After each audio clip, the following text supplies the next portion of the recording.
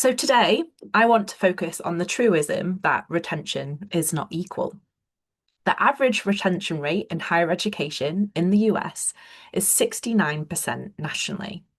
So for full-time first-year students, nearly a quarter, 22.3%, will drop out within 12 months of starting. But for part-time first-year students, it's more than half, 54.9%, that fail to complete their first year. And this matters. Looking at this breakdown really matters because higher education is undergoing a dramatic transformation. What you might think of as the traditional college or university student, so an affluent, recent higher school graduate attending full time, is no longer accurate. What used to be non-traditional learners have now become the majority today, and this means that the shape of support is also changing. Indeed, back in December, The Atlantic published this article, The Accommodation Nation. Love to see in the chat if you read this.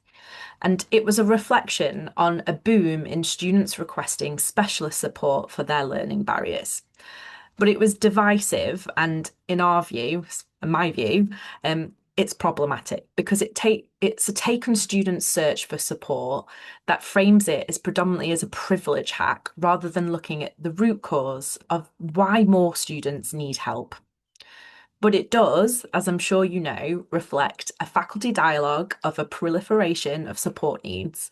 And I've included a couple of snapshots here of how it's been discussed on Reddit, as an example.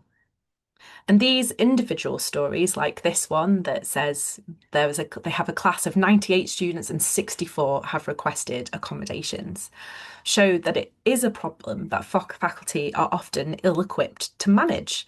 More students need more help.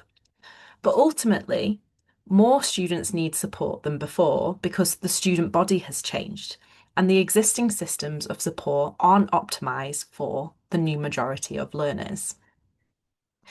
So, if traditional learners who are straight from high school learning full time are no longer the majority, who is?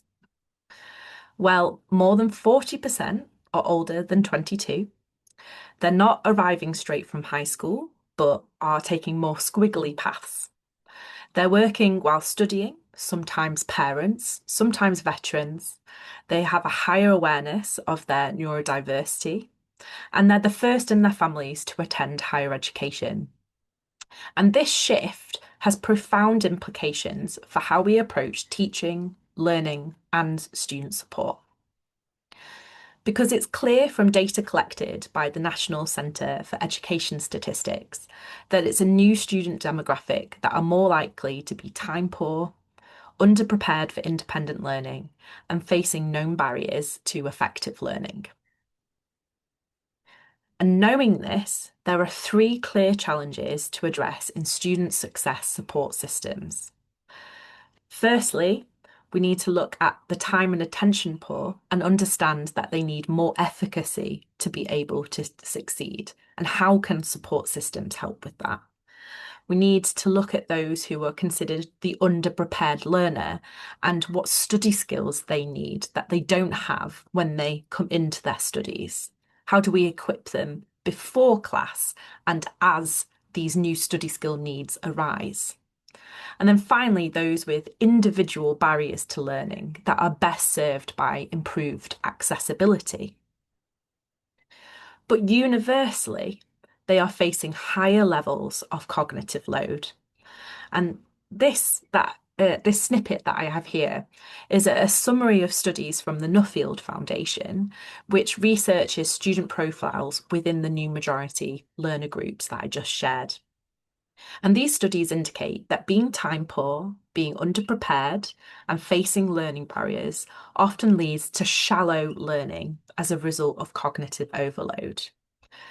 And this is only going to affect the new majority learner negatively in their learning journey. And it's crucial to consider this when we're looking at retention. Consider the disengagement cycle that I have here. Poor learning experiences and low grades affect self-confidence, heighten frustration, lower motivation, and then often reduce effort, all of which are triggers for ultimately dropping out. So, if you're facing higher levels of cognitive overload, your learning experience is inherently poorer.